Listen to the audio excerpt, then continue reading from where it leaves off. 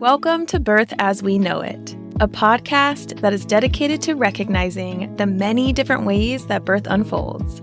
I am your host, Kiona Nessenbaum. I have experienced birth as a doula, a student midwife, a birth assistant, and as a mother of 3 amazing children of my own. After attending over 140 births, I've realized that each birth experience is truly unique. So make sure you subscribe and join me as we are guided through many different birth experiences through the lens of the storyteller. Please be aware that some of these stories can be triggering to hear. So feel free to pause, take a breath, and come back and listen whenever you're ready. With that said, let's prep ourselves to dive deep and get detailed about what really happens in the birth space.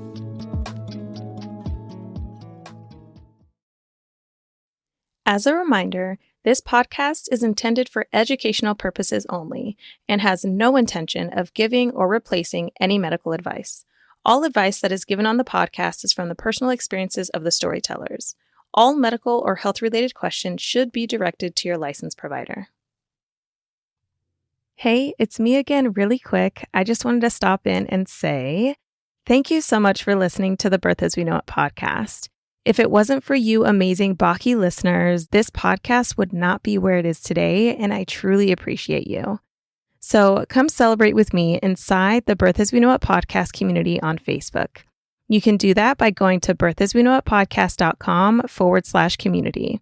It's totally free, and we are just there together to have conversation, talk about the podcast, and become part of a big family. Now, before you dive into this episode, I want to say that if you like this episode, consider listening to episode 6 as well.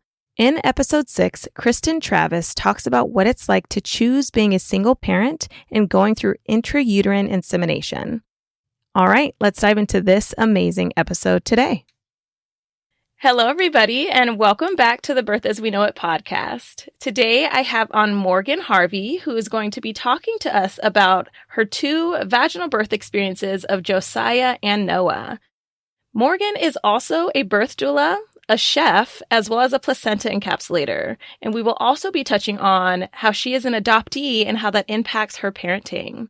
So, Morgan, thank you so much for coming on. How are you doing? I'm doing well. Thank you for having me. I'm excited to be here. Yes, I'm excited to talk because you're wearing a lot of hats. There's a lot of hats here. Let's go ahead and just dive right in. Let's talk about your conception process with Josiah. Was Josiah expected? Were you trying? Tell me all the things. So Josiah was not expected, and no, we were not trying. His father and I were young. We grew up in the same environment, in the same church. His older brother was like my best friend and big brother for me. And so I was going through like a crazy dating process. And one day he was like, "Hey, I know someone that you would like."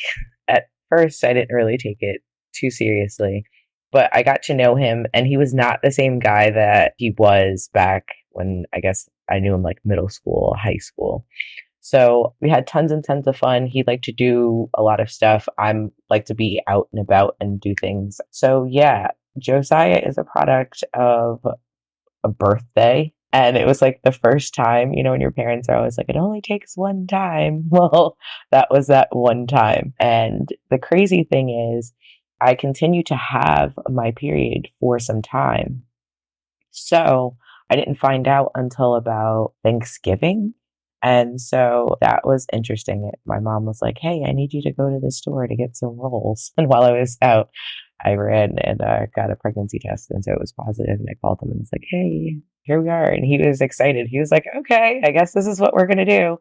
It was funny because I called him to tell him that. And before I told him, he had actually proposed. So he's like, he proposed. And then I was like, "Well, guess what? Like, I'm pregnant." And he was like, "Well, this is going to be an interesting Thanksgiving." So we kind of went from there. So yeah, it definitely was not planned, but it was a pretty smooth pregnancy. I would say we didn't really have too many issues until towards like the end. Life's and stress, does some things to us. And at the time, my ex-fiance was working for NYPD, and then Bloomberg did a huge layoff. and he was part of the layoff. And so at first it was like, what are we doing for a job? But the real stressor came when they realized that he was still on their payroll. And so now we needed to be taken off for the insurance. And this was like a month and a half before I was due. And that's what really, I feel like, between that and the super heat for Cinco de Mayo, like those two things really just started labor for me. So you ended up going into labor prematurely then? I did, yeah. I went to my like 33-week checkup and I was already like 3 centimeters dilated. And so they were like, you need to go sit down somewhere. So the go sit down for me was, okay, fine, I'll just nest. But I was still going up and down stairs, doing laundry, trying to get things together. And so 35 weeks on the dot, I kind of like woke up and was like, I think I'm wet. It was like just very weird. I didn't really know what to expect. And so I had gone downstairs to talk to my mom and I was like, hey, I think I'm like wet. I don't know if like maybe I'm hot. I was like, everything is just like, everything is sweating. So I don't know if I'm sweating or like, did my water break? And she's like, well, just go change your underwear and see what happens in a little bit.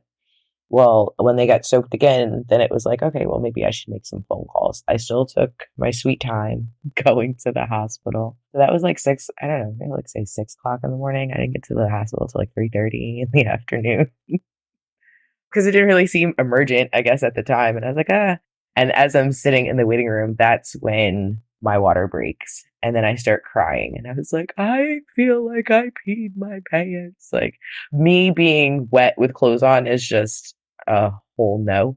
So I did not enjoy that at all. And I felt embarrassed. And thankfully, my partner at the time, he was very gracious. He was like, listen, everyone in here, that's going to happen too. Like, you're in good company. When I got up and they like called me, he like, wrapped a shirt around me because I was like, but my pants. And he's like, girl, stop worrying. Don't worry about it kind of thing. And then started the longest labor of my existence. I remember going in and I was still the same 3 centimeters by the time that they checked. And they were like, well, we'll see what happens overnight. But I was hungry. And of course, hospitals are like, no, you can't eat once you get in here. And so I pitched a fit. Mm-hmm. I cried. I would have too. Yeah. I was like, I cried, like ugly cried. And then eventually they're like, yeah, she'll be fine. Let her eat now. And then we'll just start the clock again in the morning. And I was like, yes. So I did, hang on to those cravings. It was like a Greek salad and French fries. I don't know what it was, but yeah, that was what I wanted at the time. So yeah, next morning I still hadn't done any kind of dilation past my, coming in at 3. So they did start me on Pitocin. And according to my mother, I was probably the quietest person on that floor. She's like, you walk up and down the floor and there's like women screaming left and right. You walk in here and you're just like peacefully rocking on a ball with every now and then with like a tear streaming down your cheek.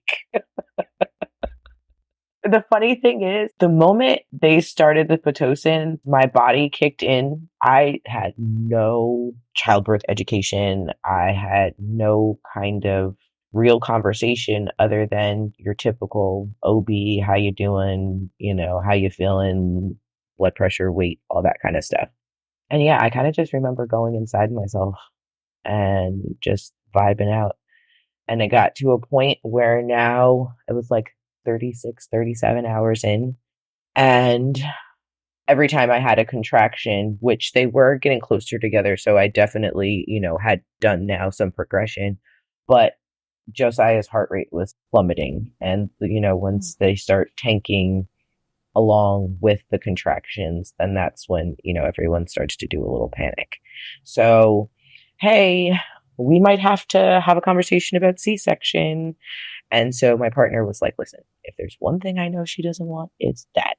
So what can we do? And shout out to Dr. Allegra Cummings at St. Luke's Roosevelt. She put on her thinking hat and was like, okay, here's my Hail Mary. I'm going to try one more thing. And then we're going to have another kind of conversation. So I said, okay, fine. By that point in time, he had been moving around. So he already had the internal fetal monitor going on to the top of his head. So she took an IV bag and literally squeezed it inside of me. And she's like, I have a feeling that what you're experiencing is a dry birth, or we don't want to get to that point. And the contractions could just be there's not enough fluid left as he's coming down. And so that's what's causing his heart rate to go down. Well, wouldn't you know, probably about 20, 30 minutes later, I'm like, I feel some pressure. And the nurse is like, yeah, you're going to feel that. And I'm like, ma'am, I've almost been here for 2 days. I'm telling you that what I'm feeling right now is not what I felt for the last like almost 40 hours. Yeah, no, ma'am, could you please just go get the doctor? As she walks out, my mom is like, are you real? Yeah. She goes and she lifts up the sheet and her eyes get big as golf balls. And she calls my fiance over the time. She's like, look. And now I'm over here like, well, what? Like, take a picture. Let me see. Like, what's all the fuss down there? And then she's like, whatever you do, don't push. And I'm like, what do you mean? She's like, I see a head. So by this point in time now, mind you, I'll have to rewind a little bit. By about 30 hours, my mom got anxious because of the pain. And she's like, I know you're in pain. I feel like you should get the epidural. Worst anesthesiologist ever. I wish I knew his name because I would not shout him out too. Okay. Because his bedside manner sucked. Okay. Like contractions, we can't do anything about that. And they're over here scaring the crap out of you. Like, don't move or we could potentially paralyze you. Like, and all you want to do is move naturally because it hurts. And he's like, well, another one's going to come. So you might as well stay still and let me just get it over with. That's how it was. I've just stopped experiencing that pain. So I've been walking around with that for like 14 years. Wow. Yeah, like it was bad. So eventually, yes, the doctor came in. By the time she was all gloved up and she's like, I hear we're ready for a baby now. She lifted up the sheet and Josiah was on the table. I never pushed. Gosh. He came out like on a slip and slide, which is technically how it's supposed to happen. But it was very beautiful. And so she said when she turned him over, he gave her this look like, what took you so long? And, and so then that was that. Now, I had picked this hospital because they were very, very big on like skin to skin and all this other kind of stuff. Can I tell you? And they did not do that at the time. I hope that they're better at that now. But there was a lot of time between him coming out and eventually me getting to see him where like you don't know what to do. It's like hormones are all over the place. And of course, you want to be like, well, can I see my handiwork, please? Like after all of this time, you want to see that baby's face and all of these other things.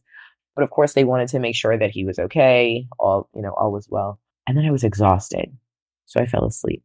And then I remember waking up like 4 hours later and the room was empty. No baby, no nothing. And to be 100% honest, I never got scared of actually going into labor. I was always scared that my baby was going to be switched or stolen. So for me, I was like, wherever that baby is, you go. That's what I was telling his dad. Like, he was like, oh yeah, no, I went down to the nursery. I watched them do this. I watched them do that. I called Preston the nurse like, hey, eventually they bring him up. And now I'm looking at this baby and I'm like, whose baby is this? He's got red eyebrows, gray eyes, took the hat off his head. He's got a W hairline and a natural mohawk. And he looked like this little cute Asian baby. I was like, whose baby is this? Not mine. To be honest, it took me about 6 months to believe that he was mine. And I attribute that, I think, also to adoption. Because when he was born, I realized I was the first person I was really ever related to. And I didn't necessarily have a face reference either. So I was kind of looking for myself. And because he didn't look like me and he didn't look like his dad either, it was just hard to really accept for a minute. Yeah. Yeah, that makes total sense. I have a couple of questions. Sure. When they noticed that Josiah was just laying on the bed, did things become super chaotic and they were like, oh my God, like he's here, blah, blah, blah, blah. And then that's why skin to skin didn't happen? No, because Dr. Cummings, she's a very calm demeanor. So it wasn't that normal because I've been in rooms where, yeah, it just, everything gets fast, fast. But no, I think it was just, let's make sure he's breathing. You know, they just did the normal measurements and the footprints and the cleaning them off and all this other kind of stuff beforehand. And it probably wasn't that long, but it felt like an eternity before I really got a chance to like hold him. You know what I mean? His dad got to hold him. My mom got to hold, I like everyone got to hold him before I did.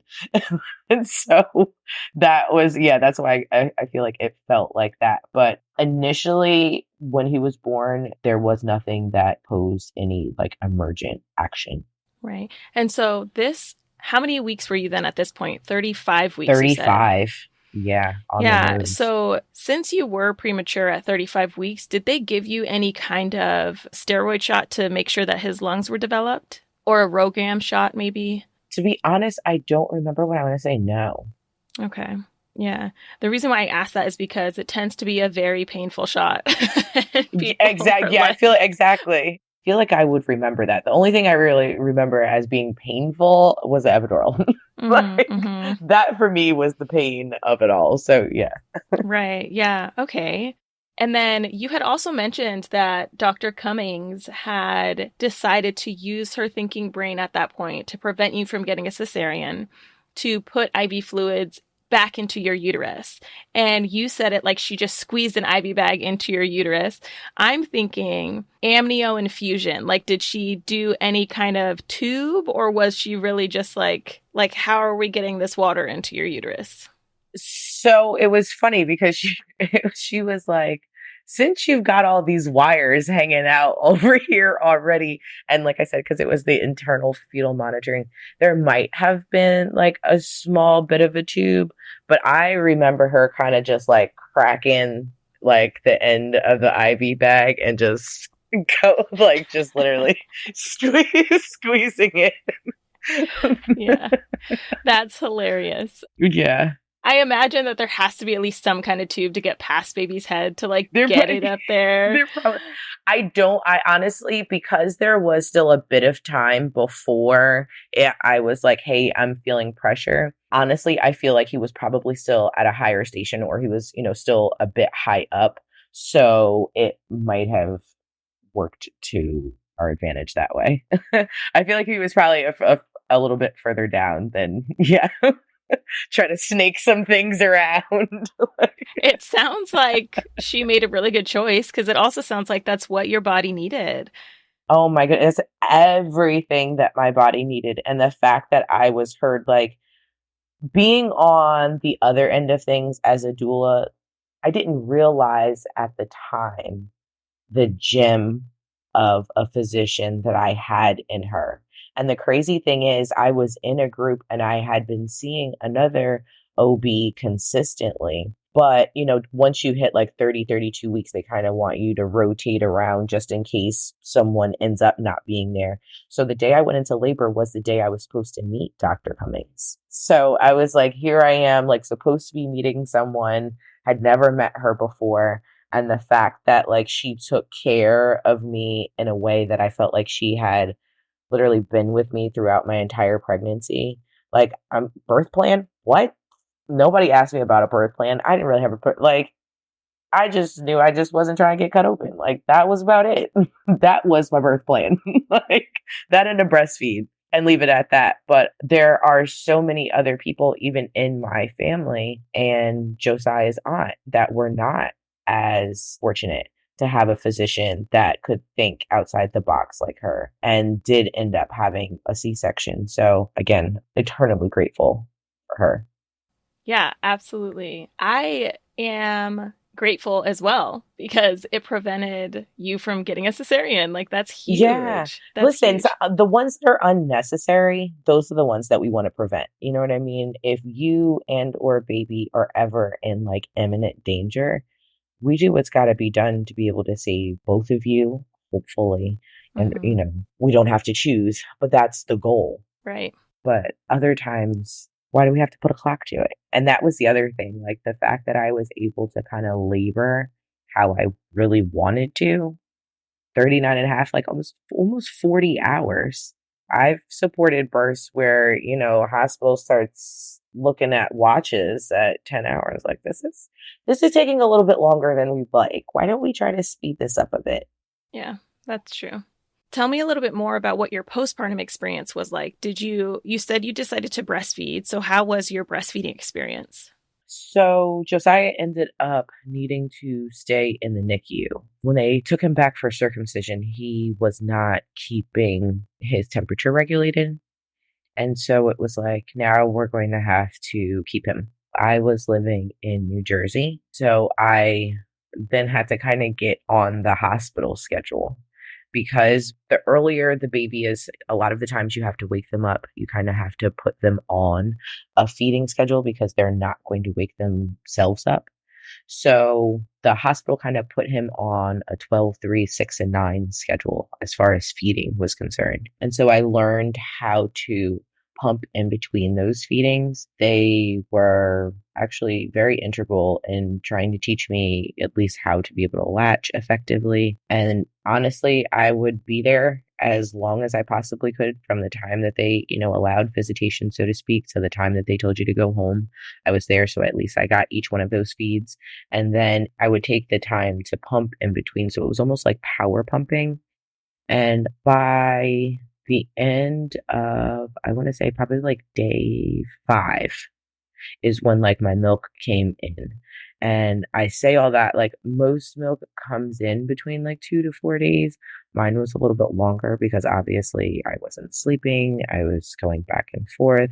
The situation was a little bit different, which then obviously has the flow come a little bit later.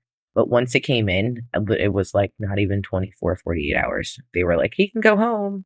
So I was really just like, I needed my milk to come in, fatten him up just a little bit, and he was good to go. And then once I got home, I just kind of stuck with that schedule. And I had a beautiful breastfeeding experience. I had an overabundance of milk. By the time he weaned, he like self weaned. Well, I don't know if it's self weaned. My mom gave him a little goat milk one day, and he was like, "Where you been hiding this?" And after that, it was a wrap. So like, yeah, he was kind of good with that. So I want to say he was about 16 months, so completely weaned by about 18 months, and then I had still like 6 months worth of breast milk in the freezer. That's what happens when you got a lot.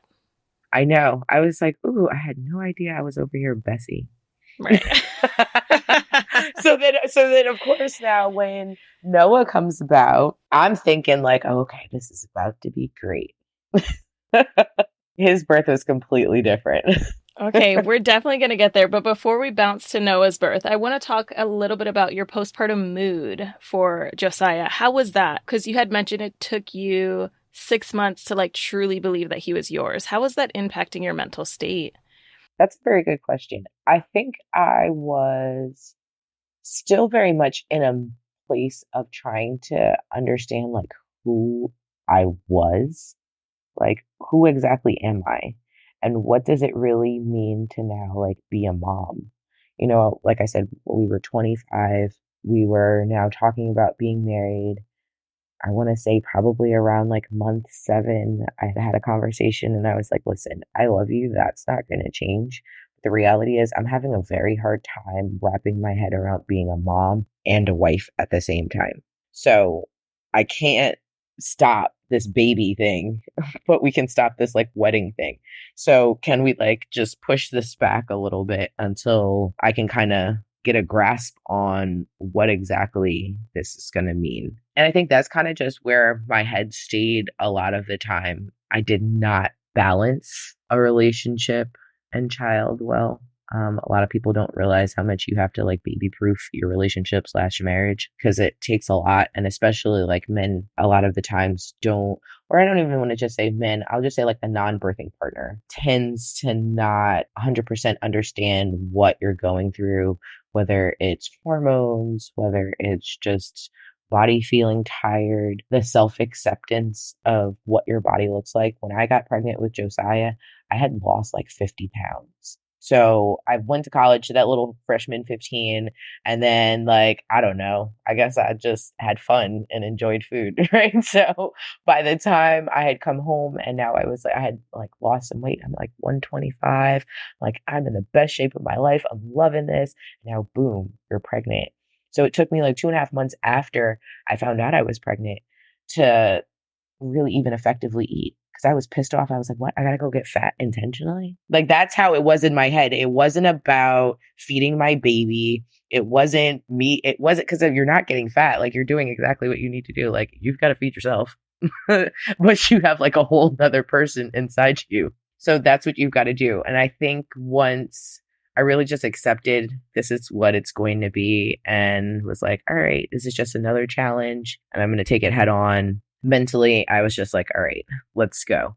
His father was a very good support person in the beginning for what, he could be able to do. I did have other siblings in the house at the time. So, they were excited. It was something else for them to do as well. So, yeah, I was like, I think having support, I did figure out because of the feeding schedule that it was. And I followed something from my pediatrician, I eventually was able to kind of get sleep at night, which I think definitely helped with milk production as well. So ample sleep, being able to eat properly, having a good support system. My postpartum, I was pretty nice. Good. That's good. And I 100% agree that the support that you have really has a true impact. And it's not about the quantity of people that you have around you. It is Right. the quality within the Say it individuals that are again. supporting you. So you can have a million people around, but are they actually helping and supporting you? And just to hear that your siblings were involved and like wanting to help out and that Josiah's dad was involved and supportive where he could be, that's great. And I think it's important to mention that statement of you saying he was as supportive as he could be, because he is also adjusting to being a parent. His bandwidth and, his postpartum emotions or whatever, all of that Yeah, contributes as well. So I think that's absolutely. important, which is why it's also good to have other support people around to be able to fall on when you need a little bit extra support than what your partner is able to give. Absolutely. And paternal postpartum depression is real as well. Mm-hmm. And I don't necessarily think that he suffered from that, but I can see how, with all that he was going through and the mental load at the time, how a partner can tend to end up getting in the same space. It's crazy how you even get the transference of hormones. Sometimes it's even energy, you feed off of, when you're pregnant, he's over here eating just like you are. You know what I Mm-hmm. mean? Absolutely. I got to say, And my it's like, husband gained some pounds when I was pregnant. Okay. see, exactly. And it was like, so wait, who's about to push this out? You know what Yeah. I mean? So, Yes. but yes, Yes. I was like that support on both ends, and that's something that I tell my clients when it comes to the postpartum stage. I'm like, you guys have to check in with each other, and I'm not only just here to support the person who's birthing, but then also the partner. You know what I mean? When life is life and you got to go back to work, and sometimes you're like, I don't want to inundate my partner with what's going on here. They need to chill. Like, I don't need them worked up and getting stressed and this, that, and the third. But now, if you don't have a proper outlet to let that out, then staying in is not a good thing. Yeah. I guess the main point to say out loud once again is it is so important to have support. And the postpartum depression is not only for the birthing person. The partners of the birthing person have a fluctuation of emotions and sleep deprivation and also realizations of, oh my God, I'm a parent now. What do I do? How do I do this? Am I going to be good at it? Like, for example, you yourself are coming into becoming a mother with being an adoptee and having that process of what does it mean to be a mom, and your partner is coming with something else. Yeah, it was more for him, like, how do I provide? You know what I mean? How can I give whatever I need to give? And at the time it was like he had put all his eggs in one basket with something. So sometimes you wonder, like, people's bounce back, their recovery for certain things. There's a lot that goes into the family planning on that end, but when life's in the middle of you'd like to say an inconvenient time, because that's the last time when you want something like that to happen. It takes a lot out of you. And so, like I said, if he couldn't physically be there, then he was, checking in on just like, hey, what's going on? How are you doing? Did you eat? Did you sleep? That kind of thing. So Right. Yeah. Well, let's go ahead and dive into the conception process and journey with Noah. And how far apart are Josiah and Noah? almost 10 years. Okay. That's all right. That's good. Life's, just like you've been saying. It does. Between that and my husband's timeline, yeah, he wasn't necessarily ready. And I was. So when him and I got married, we both came to the table with a son apiece. His is a few years younger than Josiah. And so he was like, well, my son's still kind of young. And I'm like, well, mine's older. I'm the one who's going to have to carry.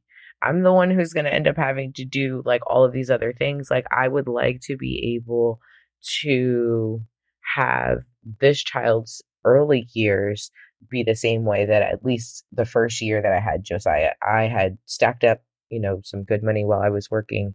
So I was able to actually stay home for the first year, still keep bills and stuff paid. And obviously, living home with mom helped a bit as well. So now this one here, I was like, we're obviously going to have to do things a little bit differently, but I would like to have that opportunity as much as possible to be home rather than feeling like I've got to jump right back out postpartum. So it was kind of one of those, if something happens, because we were already trying to figure out dates as far as weddings. My husband and I are college best friends that life has, we went one way, he went another way. And then I moved back down here to Delaware. And right before I did, obviously he had his son. So we were two, single parents really trying to figure it out. And I had obviously already been through certain phases where his son was starting to go through. And so we kind of just connected on that. And eventually he was just like, why not? Let's, try this thing out. Why not? It's convenient. Pretty much. So, so yeah, that's how we ended up getting together. And as we were in the midst of trying to figure out dates for our wedding, that's when I ended up finding out I was pregnant. And he had come home from work because he works night shifts. And I think I was like on the toilet. He was like, hey, I got a date. I was like, oh, you do? And I was like, I got one better. Like, I kind of showed him. And I was like, dude, who's going to believe that, like, we're not getting married because, like, we're pregnant? And he was like, honestly, who cares? We're doing this because this is what we want to do. Yeah, we happen to be pregnant, but we know the reason for this is, and that's the only thing that matters. So that's kind of where we hit it. And so we actually decided for our wedding date to be the mesh of our birthdays. And I was like, that's how we came up with that. So I knew that I did not want a hospital birth based upon the anesthesiologist, if nothing else. And when I was pregnant with Josiah, I initially had chosen the OB because she had the option of doing a water birth. And it wasn't until well into seeing her and then the change with the employment and being on his insurance, it's not like I could go find another provider that was. So it was like I was kind of stuck. So if nothing else, I was like, I'm going to have this water birth with this one. Well, the only way for me to do that was to go to the birth center. It's the only one birth center here in the state of Delaware. And up until like a few months before Noah was born, it was actually illegal to have a home birth in the state of Delaware, which is why I was like, okay, well, I guess since I can't be at home, this is my next bet. I had a pretty good pregnancy. They definitely scared the heck out of me because they were like, oh, well, you had a premature baby, so you may have another one with this one, and you can't deliver here before 38 weeks. So you're going to have to make sure you get to that point. I've always been anemic. So, of course, that was an issue. And I was like, I'm not taking those horse pills. I'll just eat a lot more other stuff, just not the pill. So I at least was able to do what I needed to do with that. So due date is set, and my son Josiah comes home and he says, "Mom, I got a part in the play." It's like, "Well, what play are you doing?" It was The Lion King. Well, actually, no, I remember helping him like do a couple of like preparations or whatever. But when he came home and he tells me that he is Ed the hyena and he actually has a speaking part, I am over the moon, like over the moon. Well, when's the show? Wouldn't you know, opening night is my due date. I was like, oh man, what am I supposed to do with this? So I look at the calendar. I'm like, all right. They said 38 weeks. I need to make it to at least 38 weeks. 38 weeks puts me at this time. I was doing a little math. So we get closer to like the 38-week mark. And I looked down at my stomach and I was like, okay. I know, mind you, my husband and I, Josiah, we had his name well before he was born. Noah, we had zero idea. Any name I gave, my husband poo-pooed it. No, my cousin has that name. No, I know someone with that name. No, I had a kid that I hated in second grade with that name. I was just like, okay, fine, whatever. So this baby had no name. I looked down and I was like, dude, we called him Buddy though. I said, your eviction notice starts Wednesday. The birth center's got this amazing binder where they put a lot of resources and things into. And there's this one page that obviously tells you a bunch of labor inducing pressure points. So one of my best friends from high school and I were pregnant at the same time. She lives in Maine. My due date was a day before her birthday. Her due date was the day after my birthday. Wow. So we were like super excited to be going through this together. I remember calling her and I'm like, hey, what you doing? She's like, oh, I'm sitting with my feet up, eating pineapple, and Alan's rubbing my feet kind of thing. And I was like, really? I was like, what's pineapple do? And she's like, oh, girl, that's a labor inducing thing. I was like, what? I was like, I'll try that down the line. So I'm excited. She goes, but you got to eat the core too. So I'm like, okay, cool. She had gone to hypnobirthing classes, all this other kind of stuff. So come 38 weeks, I'm like, all right, you know what? Let me go get this pineapple. Slice the pineapple in half. I ate a whole half of the pineapple. And I said to my husband, I was like, do one of these pressure point things. Let's just see what happens. And he's like, okay. And I was like, if it works, great. If it doesn't, doesn't. This was probably like 9:30 at night. I fall asleep on the couch watching something on TV. 1:30 in the morning, my eyes pop open and I'm like, oh. So I walk in the room and I'm like, dude, I'm in labor. And he's like, are you for real? And I'm like, yeah. And he's like, how do you know? And I'm kind of like looking at him like, it might have been a while ago, but this is not my first rodeo. And I was not feeling this last week, the week before that. Like, this is real, real. He was like, well, what do you want to do? And I was like, well, I'm not ready to leave yet. I'm just letting you know, this is where we are. So come 3:00, things are really real. And I'm definitely in active labor. And we lived upstairs at the time. So we had like 14 stairs. And so my husband's like, dude, you're going to have this baby on these stairs because like every 3 stairs you have to stop for contraction. He was like, we got to hurry up.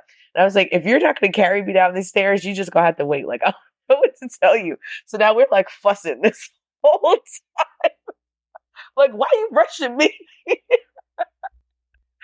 And so we finally get to the birthing center. I called one of Josiah's preschool teachers who happened to be a photographer. And I was like, listen, I had asked her to do a maternity shoot. And then when I told her I was doing a water birth, she's like, well, I've never done that before. Do you mind if I come? And I was like, sure, absolutely. So I called her 4:00 in the morning. Her car happened to be in the shop. So she Ubers herself to the birth center at 4:00 in the morning to be able to take pictures. And when I tell you, she did an absolute amazing, amazing job. And I'd say, like, besides having a doula, if you can have a photographer to either photograph or like do videography of your birth, do it. because with all that goes on, you don't remember a lot of stuff. Half the time, you're not even present. And to be able to go back and have that account is like truly something special. So yeah, we called her. I kind of, got in the bed for a bit and was like, yeah, this is not it. I tried to get in the shower for a bit. I was like, yeah, not it. Y'all might have run that tub. And that's when they started to fill up the water. And I got in there and I labored for some time. And I guess I had once again gotten into that rhythm inside myself, was cool. But then I started to get annoyed with the contractions because I was like, I'm tired. I would like to sleep and I can't. On top of the fact that apparently I was starting to like nod off a little too close to like the water line. And my husband was like, dude, can you not drown yourself? So I was like, okay, guys, I'm done with this. Break my water. And they're like, okay, well, you're going to have to get out of the tub so we can make sure, fluids are clean and then you can get back in. So I stood up. Now, mind you, the only thing I could do the entire time was kind of be on all fours. I had experienced extreme back labor with Josiah. And so it was like full blown with Noah. And hands and knees were like really honestly the only thing that could get me through. As I stood up, I felt like the 4 or 5 people that were in the room were all standing on my stomach. And I was like, never mind. Literally finger up, like, pause. I got right back down on all fours and was like, so where's the drugs? And they're like, you're doing such a great job. I was like, yeah, I know. But like the drugs, like, I know you guys said you have something. No, this is how long is this supposed to take? Like, that's really where I got to. And they're like, as long as your body needs it to take. Well, I kind of feel like I need to push. That's what I did. They were like, well, if that's what you feel, do what you do. So I pushed and something did not feel right. And I was like, ooh, that was not right. So I was like, ow, and I stopped. And then there was another urge again to push. And this time when I pushed, like I felt the pop of my water to break. 16 minutes later, boom, here he was. Now, the entire time, like I said, I cried about the Greek salad and the French fries. The beautiful thing about the birth center, you can eat, you could do whatever. I wasn't really thinking about food at the time, but the moment I got there, I was like, oh, I could go for a Chipotle bowl. So that was my goal in labor. And I was like, dude, you just need to be here by the time Chipotle opens. And he did it. So by the time they were open with nice fresh rice, my husband was on the line grabbing the food. So nice. Yeah.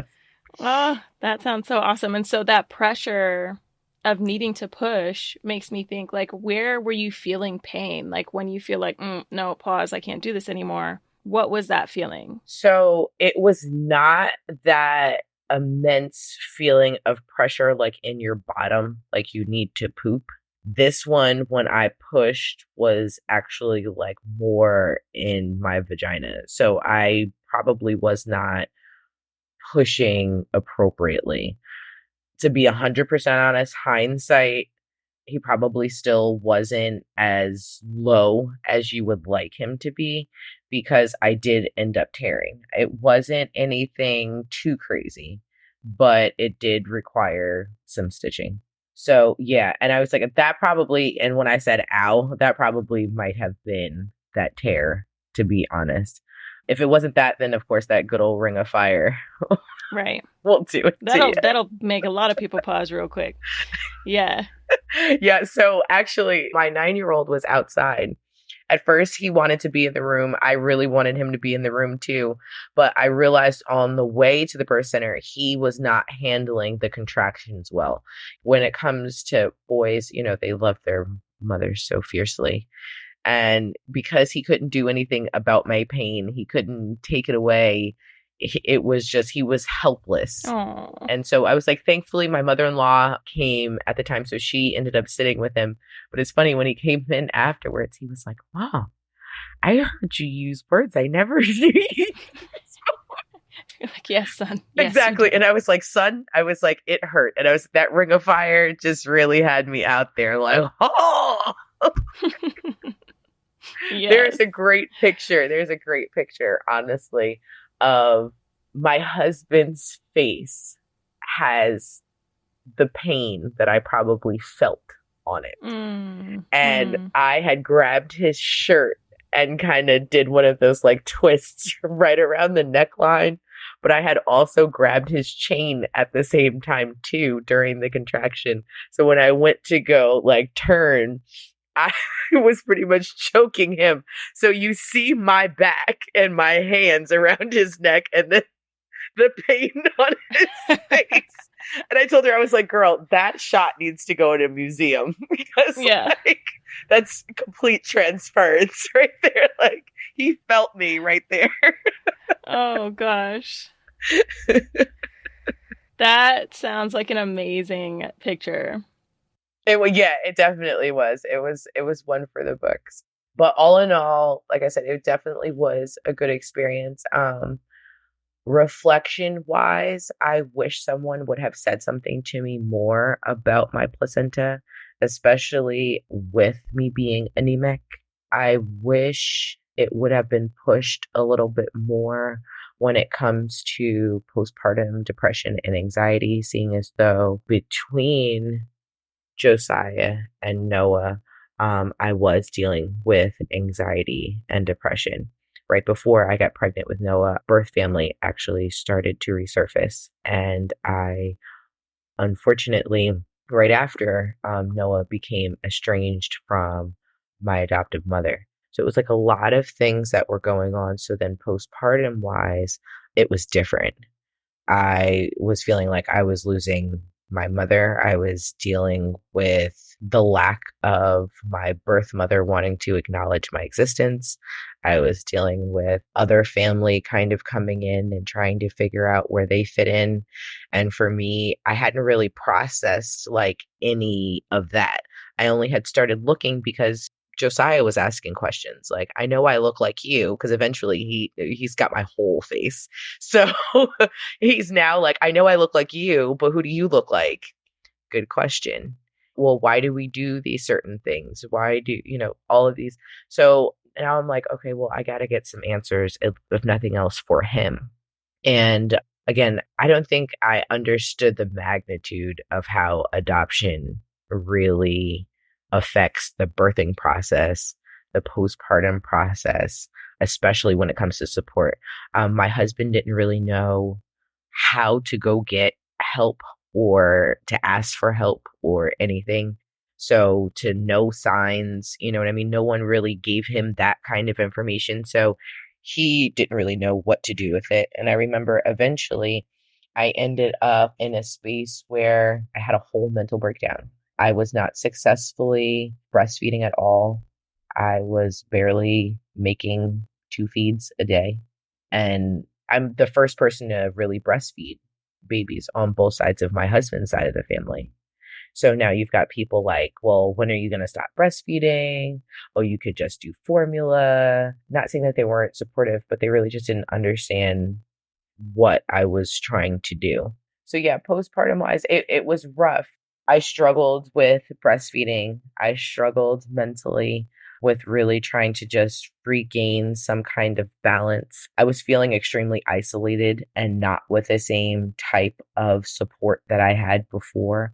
I had 2 very good friends, the one I was pregnant with, and another one from high school that had dealt with postpartum depression with all 3 of her children, and they showed up differently with each pregnancy. The 2 of them were what honestly saved my life, to be 100% honest. They were the epitome of safe space. They allowed me to feel all the feels, say whatever I needed to say, validate my feelings, kind of just pick me up off the floor and whatever, was really going on. And yeah, it had gotten to, like I said, it got to a place where I had a breakdown and I called Josiah's father and was like, hey, when he gets out of school, I'm going to need you to call and talk to him because I'm not going to be home. And the only thing that kept me from signing myself in was Noah.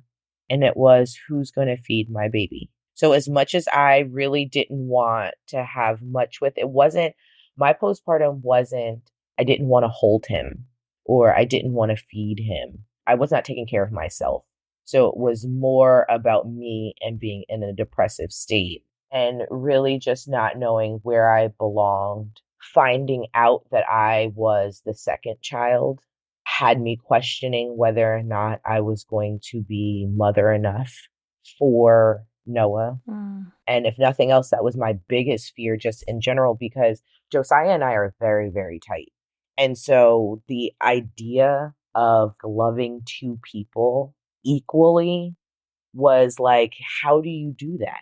Like, do I have enough space for that? How do I not favor?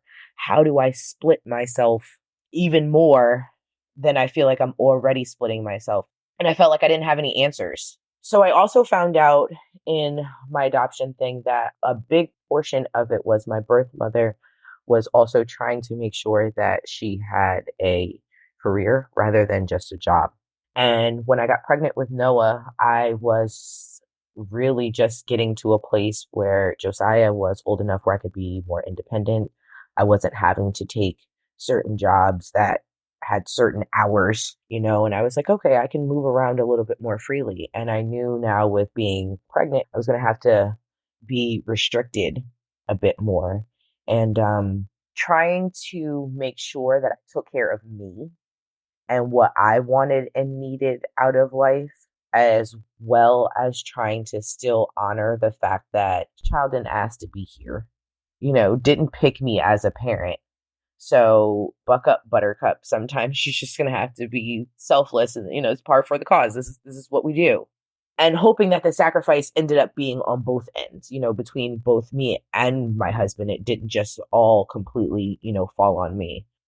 And it was rough to really try to figure out, try to make sense of. It was knowing that Noah wasn't going to be able to be fed, and I wasn't going to be able to still nurture him the way that I felt like he was going to need to be, on top of the fact that I also felt like I would have been abandoning both of my kids. And I was like, if I go in, I don't know if I'll be able to come out. Will they keep me? That's literally how crazy I felt. And so I was like, I've got to figure out something else. So fast forward about 2 months, and I found on Facebook this lady who was running a kickball league. And I was like, you know what? Let me try this out. And I tried to start like a team of my own. Didn't have enough people, but there were enough people that I did know where I was like, yo, let's go do this. And we played, and I played that first year. And I tell people, I was like, I played kickball for 2 seasons for my life. Kickball saved my life. Because if I didn't get out there and do that, I was like, I didn't want to be on medication. I had dealt with that before, and I didn't like the way that it made me feel. I knew I wasn't probably going to be able to breastfeed when it came to medication as well, or I would have been, there are some that they say are safe, but still in the back of my mind, I would have been questioning it. And so it was like, how holistically can I bring myself at least out of this just a little bit? And it was being outside and running. I sucked at it, but I didn't care. I laughed at myself. I fell. I did all types of crazy stuff. I missed balls. Who cares? I needed that, and that was my outlet. And so that's kind of how I weathered that. Yeah, that postpartum time does sound very rough. There are so many things that are contributing to your mental health at that time. The discovery of more information about your birth family, and then that struggle of processing how to love more is incredibly challenging. I'm a mom of 3, and I'm split into 3, and it's like this constant form of giving. And then also when you have a child, it is not just fluctuating the relationship that you have with your older children, but it's also fluctuating the relationship that you have with your partner, as well as like other people in your life, like your siblings, your parents, your in-laws. Like everybody gets this ripple effect of how you are doing mentally, physically, emotionally, but not everybody sees the depths of the struggle. Exactly. I think that it's absolutely amazing that you found kickball, because if you didn't find kickball, you said it yourself, you might not have been here, right? 100%. Finding that discovery of kickball, I think the reason that it's a great idea to just do something is because you tried something new. Yeah. You know, you weren't just stuck in the identity of being a mom. That's what a lot of people struggle with, is just being like, yes, I have this child and I'm a mom. Yes, I have 2 children and I'm a mom and I'm a wife, but I am also Kiona. You know, like you are your Right. individual self. And so when you take that and just take that little bit of time to be able to say, okay, Morgan's going to go play kickball now. Morgan's going to trip and fall and miss the ball. Morgan's going to run her ass off to try to get to this thing. Morgan's going to be tired. Mm-hmm. But then Morgan is going to come back home feeling a little bit more regenerated in a way, even though it's exhausting. Yes, absolutely. Being outside was necessary. I started grounding. I started therapy, like a lot of different things. I was like, I have to immerse myself in as much as I possibly can before I go the medication route. And postpartum is the part of our lives that we live out the longest Mm-hmm. and that has the most lasting effect on us. So it's almost more important than birth, to be honest. Yeah. Yeah. I mean, like, it truly, truly is. And the reason why I say that with such meaning behind it is because postpartum is forever. And that's even if you give your child up for adoption, right? Like, if you're a Yeah, parent that decides to give your child up for adoption, you are still postpartum forever. Your body will never be the same.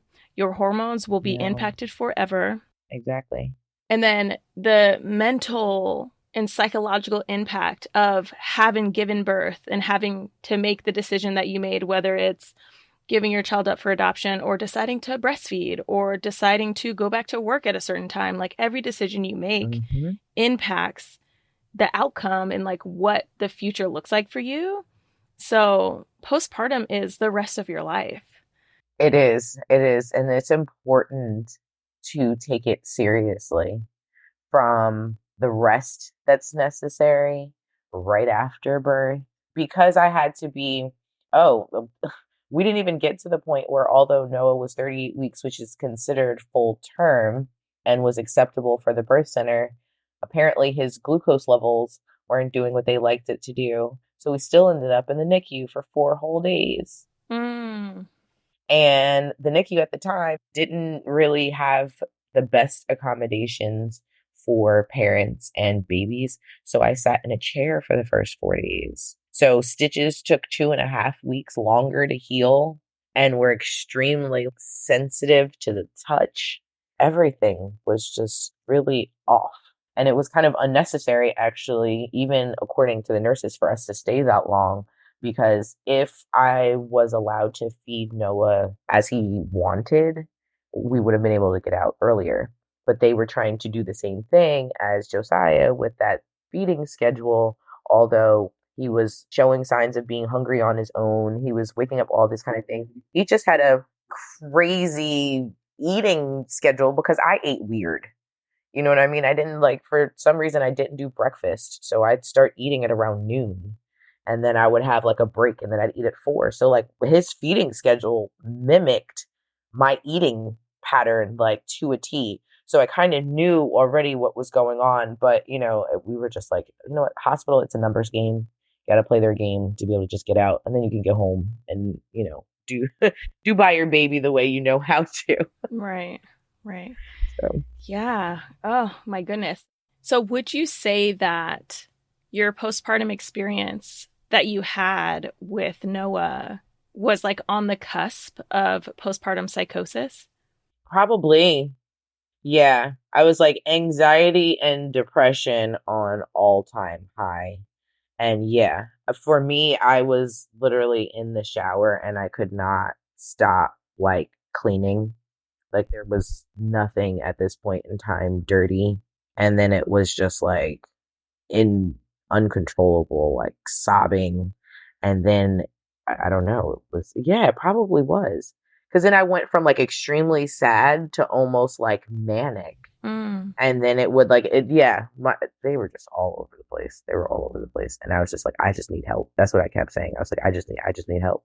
What did you end up doing outside of joining kickball and therapy to help support you at that time? Like, did you talk to your provider about it? So my provider, while I was still pregnant with Noah, were like, hey, why don't you take a look at this list of resources, try to kind of get yourself on the list with some of the hospital therapists so that, come time, if you need to, you don't have to do all this extra intake and this, that, and the third. The problem was that on that resource list, there wasn't anybody that looked like me. And so sometimes having a conversation with someone where you have to explain certain things, whether it's culturally, religiously, whatnot, it takes a lot out of the experience of being able to just be vulnerable and get stuff out. So it wasn't until right after that break is when I started seriously trying to look for another therapist. And it still took me some time. I found one, she was great, but it seemed more of like camaraderie. And I was like, I need somebody who like can actually do some work. Like I need somebody who's going to call me on my stuff. I need to like go deep because I don't know how far deep and wide this stuff goes, but I'm ready to kind of tackle this because I can't be like this. Right. Like you can't just be there to talk to someone, even though conversation is nice. Like you need resources and guidance on how to change what's happening. Exactly. Tools so that I can, I need to grow, please. Mm-hmm. Yes, for sure. So, yeah. So I was like, that was mainly it. And then, like I said, my two girlfriends being there and just being able to let it all out and be like, oh, okay, you felt like that too. Oh, okay, I'm not crazy. Okay, this is what this looks like. I can now put words to how I'm feeling. Okay. I didn't know how to ask for help. And that's a big thing in postpartum. Like even with a lot of my clients now, they'll be like, listen, I need help. I just don't even know what to tell you right now. Mm-hmm. And I think even just as spouses, sometimes we can feel like that. We don't have to bring the children into it where, you could just feel overwhelmed with all the stuff. And sometimes you'd be like, okay, well, what can I do? Like, if you can't take a look around and see all my God, 50 million things. Yeah. Don't ask me what needs to be done. You just hit a sore spot for me, girl. Okay. Listen. That mental load is real. Okay? It is 100% real. Oh my gosh. 110,000% real. And I was like, and then we working with brains that don't even actually fully function 100%. Because here's the thing, our brain shrinks, then it shuts down to then work solely in like survival mode, which is why then when we're going through birth, it's a very primal feeling. It's just very natural and it's raw. Mm-hmm. You know what I mean? So then we're coming here on the other end, like we've got to treat ourselves better on the back end of things as well. So. Yes, I agree 100%. 100%. Well, Morgan, I think that this is a good place to like round off the interview. How do you feel? Yeah. Yeah. Great. Absolutely. Okay. My closing question is, what is one piece of advice that you would give to all pregnant people to prepare for labor, birth, and postpartum? I have it on a shirt. Whatever you do it with a doula. Oh, I love that. Yes. And that's really like, listen, doulas are strictly a non-medical support people that teach childbirth education, lactation education, and self-advocacy. Doulas do not advocate for birthing people. We teach you how to advocate for yourself so that in any birthing space, you can be able to advocate for yourself and be able to have the positive birthing experience that you want. Staff, they don't want to hear from us at the end of the day. They want to hear you say what it is that you want. And so being able to stand fast in what it is that you want, regardless of other agendas or whatnot, I feel like is key. And then, of course, you have that safety net of knowing that there's someone that has your back so that your partner, especially if you are birthing with a partner, sometimes you want them to just be that. You're like, listen, I just need my husband to be my husband. I just need my wife to be my wife. That's what it is. Great. Now you also know that there's someone still that can help when those contractions come with a double hip squeeze or with the massage or, turn the towel over, give you a sip of water, whatever it is that you need. And you guys can intimately still be able to labor together. Right. Yeah. No, 100%. I agree with that as well. I just love that so much, Morgan. Thank you. I appreciate you so much. And thank you so much for sharing your story with all of us today and for sharing your knowledge and your wisdom and being vulnerable with me today. So I appreciate that. Thank you.